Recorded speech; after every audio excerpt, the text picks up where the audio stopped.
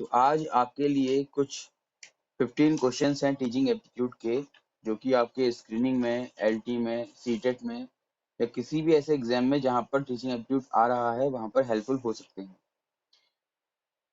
तो सबसे पहला क्वेश्चन आपके लिए है, a review of NPE 1986 programme of action was done by. 1986 की जो शिक्षा नीति थी उसका रिव्यू किसके द्वारा किया गया था? National commission for teachers, Yashpal committee, Ramamurti committee या फिर हंसा मेहता कमेटी। इनमें से जो भी आपको आंसर लग रहा है आप चैट बॉक्स में दे सकते हैं। चलिए, आई होप आपने आंसर दे दिया होगा। तो देखिए, किसने ये प्रोग्राम ऑफ एक्शन जो है वो दिया था? तो इसका राइट आंसर तो है राममूर्ति कमेटी। ठीक है, ये आपको याद कर लेना है। अब बाकी जो यशपाल कमेटी है और हंसा मेहता कमेटी है, इंपॉर्टेंट तो वो भी है आप लोगों के लिए। उन्होंने क्या किया है तो ये जान लीजिएगा आप। हंसा मेहता कमेटी 1962 की है, जिसने वुमेन एजुकेशन पर अपने रिकमेंडेशंस दी थी। ठीक है, तो national council of women education की हेड थी हंसा मेहता, तो उसे हंसा मेहता कमेटी कहते हैं। वो क्या आपका 1962 में आपका ये आया था। इसके अलावा यशपाल कमेटी तो आप काफी टाइम पढ़े रहते हैं। तो यशपाल कमेटी का जो समय है वो है 2009, और ये जो कमेटी है ये हायर एजुकेशन से संबंधित है और जिसके अध्यक्षता यशपाल प्रोफेसर यशपाल द्वारा की गई थी, इसीलिए इसको यशपाल कमेटी भी कहा जाता है। आई होप आपको समझ में आया होगा। तीनों ही कमिटीज आपकी इंपॉर्टेंट है। तो राम मूर्ति कमेटी जो है वो आपका NPE national policy on education 1986 के रिव्यू के लिए आई थी, राइट। और साथ ही आपका जनार्दन रेड्डी कमेटी भी इसी के लिए आई थी, तो वो भी यहाँ पर ऑप्शन में है नहीं, तो इस पर हम डिस्कस नहीं करेंगे। Establishment of diet was the result of one of the recommendation of Indian Education Commission, University Education Commission, Secondary Education Commission या फिर नेशनल पॉलिसी ऑन एजुकेशन। तो डाइट, जिसको हम फुल नेम अगर बोलें तो district institute of education and training, जिला शिक्षा एवं प्रशिक्षण संस्थान इसे हम हिंदी में कहते हैं। इसके स्थापना संबंधी सिफारिशें किसके द्वारा दी गई थी? तो ऑप्शन आपके पास हैं, इंडियन एजुकेशन कमीशन जो कि 1882 का हंटर आयोग है, विश्वविद्यालय आयोग जो कि 1948 में आया था, राधाकृष्णन जी इसके चेयरपर्सन थे, इसको राधाकृष्णन आयोग भी हम कहते हैं।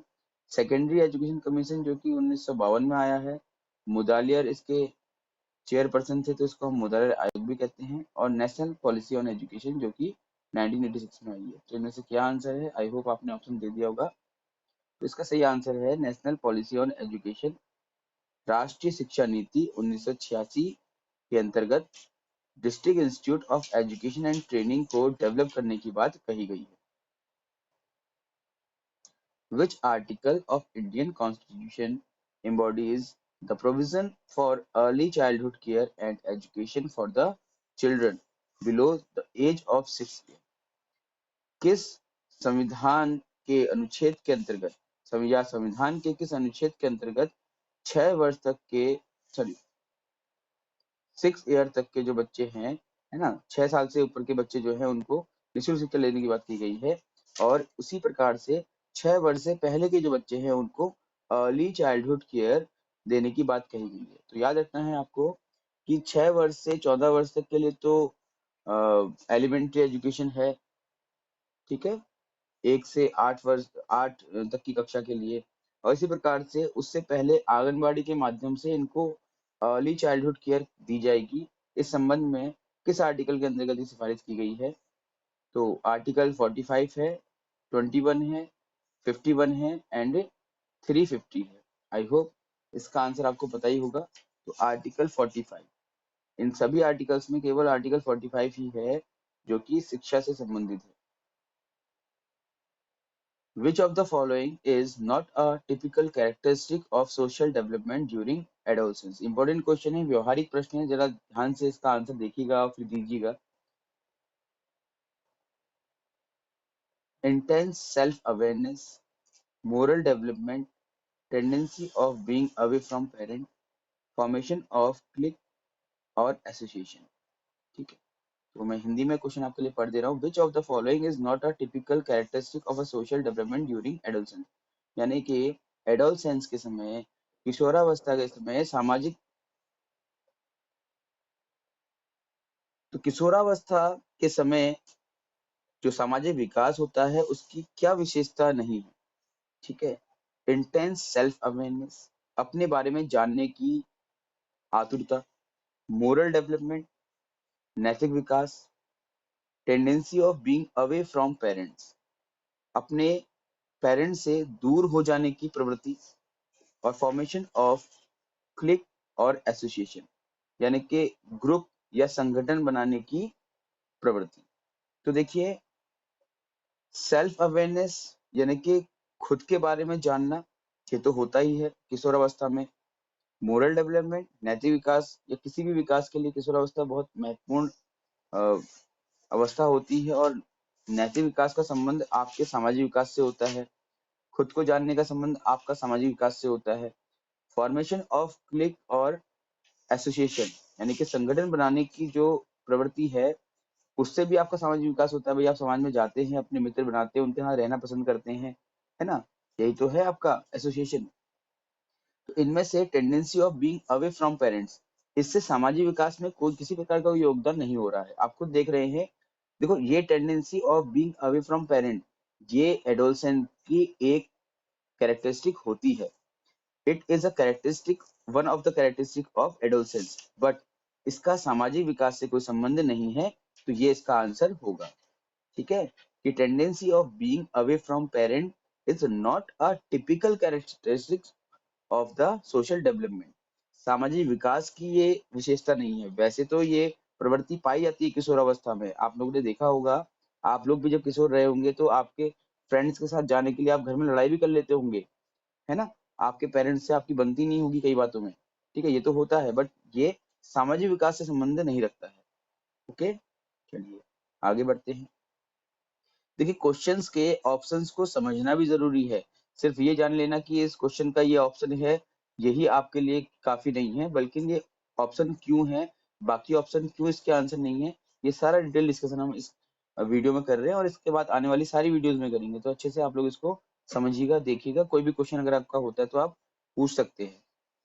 विच of the following theory of personality is an example of trait theory? ये एक फैक्चुअल क्वेश्चन है। इससे पहले का जो क्वेश्चन था वो एक व्यवहारिक क्वेश्चन था, एक प्रकार से देखें तो कौन सा ऐसा व्यक्तित्व का सिद्धांत है जो ट्रेट थ्योरी का या शील गुण सिद्धांत, ट्रेट को हम शील गुण बोलते हैं, शील गुण सिद्धांत का एक बेहतरीन उदाहरण माना जाता है? फ्राइड का साइको एनालिटिक थ्योरी, मनोविश्लेषण का सिद्धांत, ऑलपोर्ट का पर्सनल डिस्पोजिशन का सिद्धांत, एडलर का इंडिविजुअल साइकोलॉजी का सिद्धांत, या फिर लेविन का फील्ड थ्योरी? तो आप जानते हैं कि ट्रेड थ्योरी, सबसे पहले जो हम नाम पढ़ते हैं ट्रेड थ्योरी के संबंध में वो है ऑलपोर्ट का। तो Allport theory of personal disposition is right answer. ठीक है, तो ट्रेड थ्योरी क्या है, पहले तो ये समझ लेते हैं थोड़ा सा कि पर्सनैलिटी जब आप पढ़ते हैं तो पर्सनैलिटी की अलग अलग सिद्धांत हैं जो अलग अलग अप्रोचेस पर डिपेंडेंट हैं। सबसे पहले आप लोगों को टाइप थ्योरी पढ़ाई जाती है, जिसमें शेडलर का, क्रैशमर का, जुंग का, है ना, आदि का आप सिद्धांत पढ़ते हैं। इसके बाद आप ट्रेड थ्योरी पढ़ते हैं, जहां पर ऑलपोर्ट की थ्योरी पढ़ते हैं आप, जिसमें उन्होंने 3 ट्रेड बताए हैं। ठीक है, देन आप पढ़ते हैं कैटल की थ्योरी, उसमें उन्होंने 4 ट्रेड बताए हैं। और उसके बाद फिर एक थ्योरी आपकी आती है आइजिंग की, जिसको हम ट्रेड कम टाइप अप्रोच बोलते हैं, यानी कि वो टाइप और ट्रेड दोनों का मिक्सचर है। क्लियर हो गया? तो ये थोड़ा सा मैंने आपको बता दिया है कि कौन कौन से जो अप्रोच हैं उससे संबंधित कौन कौन से प्रमुख मनोवैज्ञानिक हैं। तो यहाँ पर तो ये पूछ रहा है कि personality is an example of trade theory. कौन सी थ्योरी जो है ट्रेड थ्योरी का एग्जांपल है, तो ऑलपोर्ट का नाम यहाँ पर रहेगा। किसी भी क्वेश्चन के आंसर से अगर आप एग्री नहीं करते तो उसके लिए भी आप चैट बॉक्स में लिख सकते हैं, कोई भी अगर आपका क्वेरी हो तो। Which of the following assessment tool of personality is a projective test. ये बहुत अच्छा क्वेश्चन है और एग्जाम में आपसे डेफिनेटली पूछा जाएगा, पूछा जाता है कई बार। तो निम्न में से कौन सा टेस्ट प्रोजेक्टिव है? प्रक्षेपी परीक्षण इसको बोलते हैं। कौन सा है बताइएगा? कैटल का 16 पीएफ, एडवर्ड का पर्सनल प्रेफरेंस स्केल, एमएमपीआई या फिर टेट। ठीक है, तो थेमेटिक एपर्सेप्शन टेस्ट टीएटी का फुल फॉर्म होता है, जो कि मुरे और मॉर्गन द्वारा दिया गया है ना। इसमें लगभग 30 या फिर कहें 31 कार्ड होते हैं, ठीक, जिनमें से आपको पता होगा कि 10 कार्ड मेल के लिए, 10 कार्ड फीमेल के लिए और 10 कार्ड दोनों के लिए होते हैं कॉमन। तो एक अगर मेल इस टेस्ट को करता है तो उसमें 20 हमारा हो गया है। नेक्स्ट क्वेश्चन है आपका, in the Indian context most appropriate stage of vocational guidance is. तो भारतीय परिप्रेक्ष्य में या संदर्भ में वोकेशनल गाइडेंस की यानी कि व्यावसायिक निर्देशन की या परामर्श की कौन सी अवस्था होती है? Kindergarten stage. क्या आप किंडरगार्टन में या एलकेजी यूकेजी में बच्चे को व्यावसायिक निर्देशन देते हैं या व्यावसायिक परामर्श देते हैं? नहीं। एलिमेंट्री स्टेज, क्या बच्चे को आप जो बच्चा 1 से 8 तक पढ़ता है क्या उसको आप रोज? बिल्कुल नहीं। सेकेंडरी स्टेज, क्या बच्चे को 9th और 10th में वोकेशनल गाइडेंस दिया जा सकता है, बट इंडिया में नहीं दिया जाता है, ठीक है। सीनियर सेकेंडरी स्टेज, तो जो सीनियर सेकेंडरी स्टेज होती है यहाँ पर हम बच्चे को वोकेशनल गाइडेंस देते हैं। इट मीन्स कि अब हम बच्चे को बताते हैं कि 12th के बाद तुम्हें किस क्षेत्र में जाना चाहिए, क्या तुमको मेडिकल साइंस में जाना चाहिए, क्या तुमको इंजीनियरिंग में जाना चाहिए, किसी और क्षेत्र में जाना चाहिए। तो ये जो गाइडेंस की स्टेज हमारे इंडिया में वो क्या है? Senior secondary stage. Okay, next question है आप लोगों के लिए कि सोशियोलॉजी ऑफ एजुकेशन इज, शिक्षा का समाजशास्त्र किसे कहते हैं? अब ये जो ऑप्शंस आपके पास आएंगे इनको डिटेल में देखिएगा, समझिएगा और फिर आंसर अपने लिखिएगा। A branch of anthropology, a study of the society, N analysis of sociological processes involve in the institutions of education, या फिर अ science which studies primitive societies.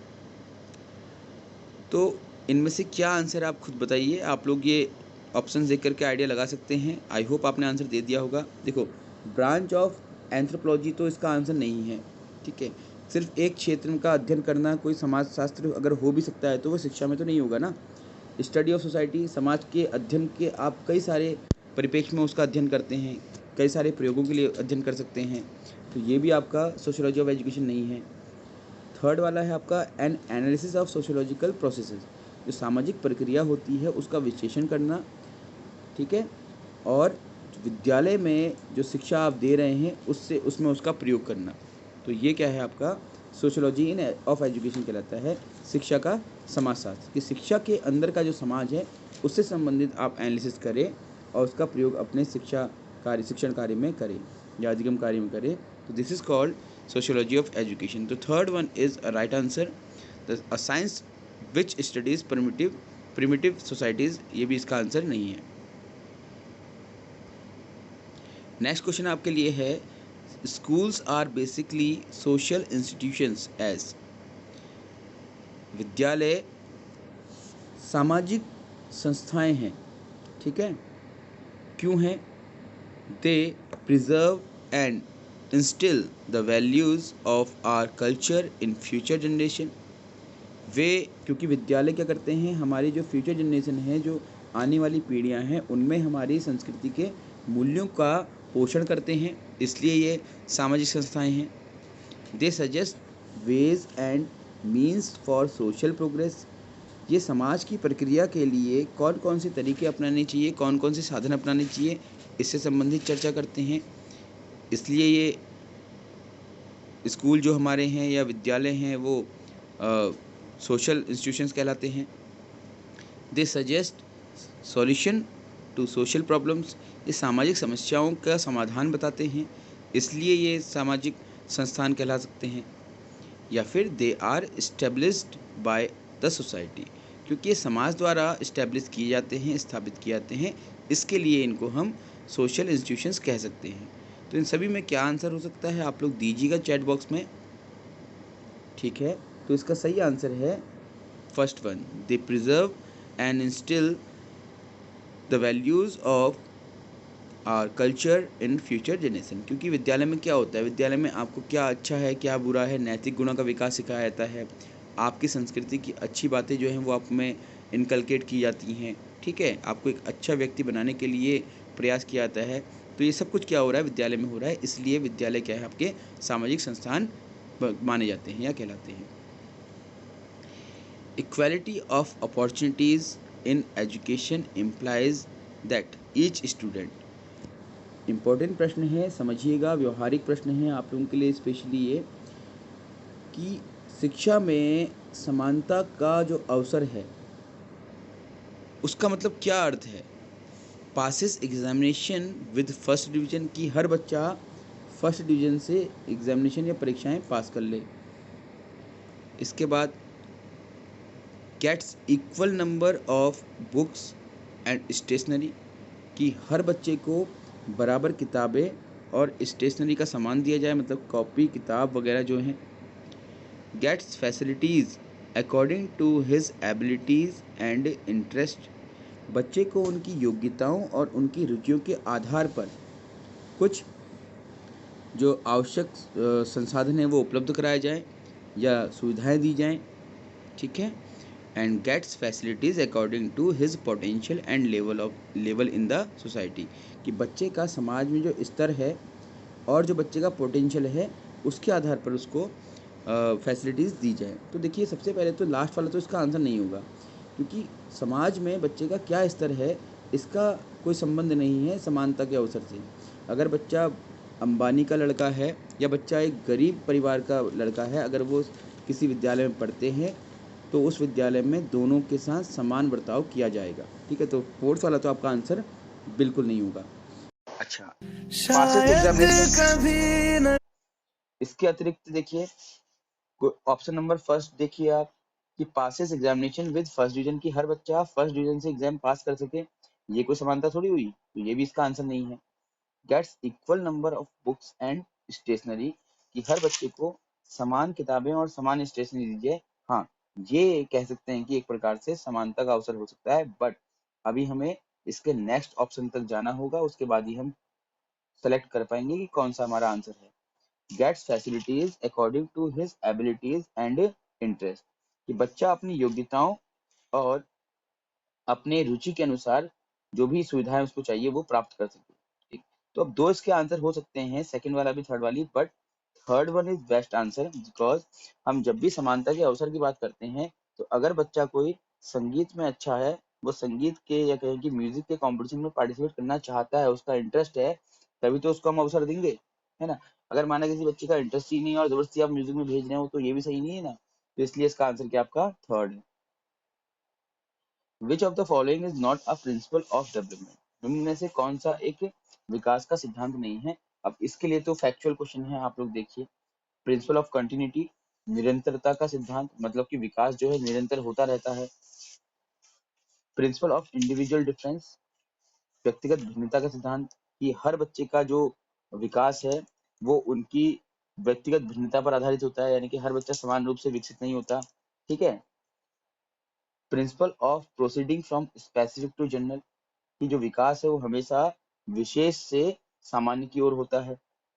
या फिर प्रिंसिपल ऑफ इंटीग्रेशन, कि एकीकरण का सिद्धांत, की जब विकास होता है तो हमारे सभी शारीरिक जो अंग होते हैं या अगर हम बाहरी पक्षों की बात करें तो सबका विकास एक साथ होता है। अर्थात चौथा वाला आपको मैं समझा देता हूँ कि प्रिंसिपल ऑफ इंटीग्रेशन मतलब ये है कि अगर आप गणित पढ़ रहे हैं तो गणित पढ़ते पढ़ते भाषा विकास भी आपका होगा, क्योंकि आप जो कम्युनिकेशन करेंगे वो किसी ना किसी लैंग्वेज में कर रहे होंगे।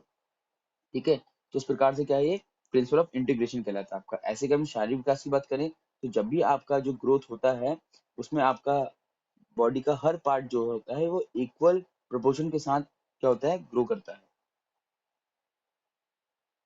Development of language in children according to B F Skinner. B F Skinner के अनुसार बच्चे में भाषा का विकास कैसे होता है, और training in grammar, imitation and reinforcement, इनेट abilities और मैच्योरेशन।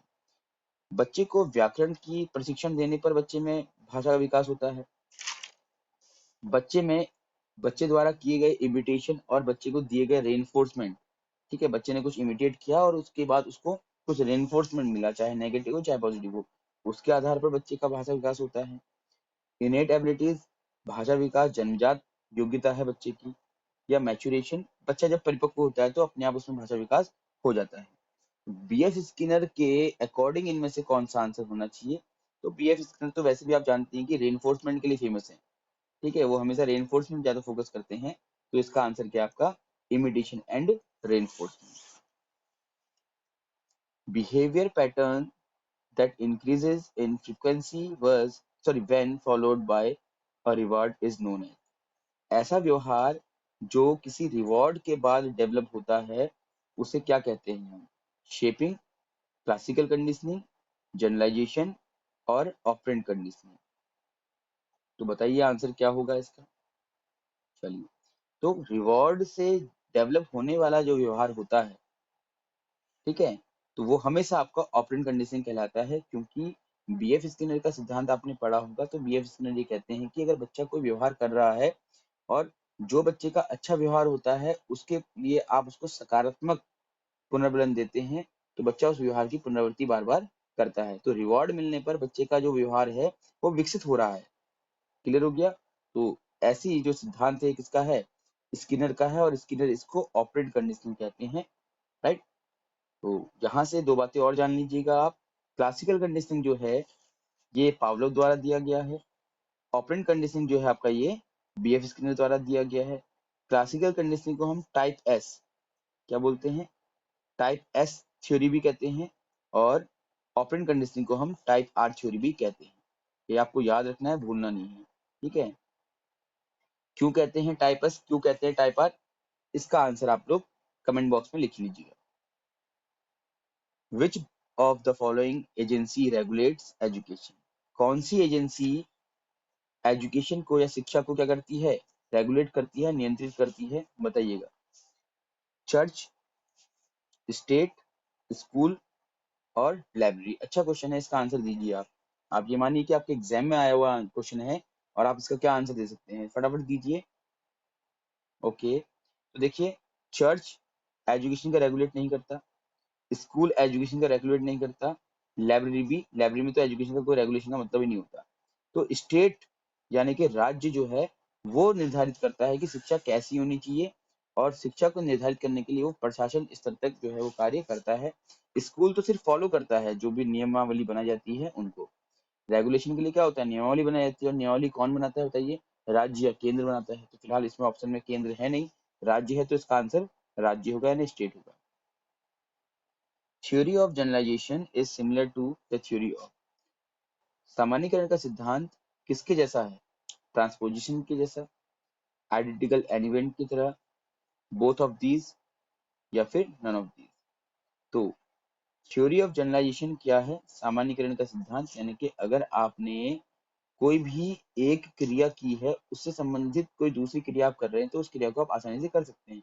उदाहरण के लिए, जैसे आपने अगर बाइक चलाई है तो आप इजीली स्कूटी चला सकते हैं, ठीक है, क्योंकि आपने बाइक चलाने का जो अनुभव है उसको जनरलाइज कर लिया है स्कूटी चलाने के लिए।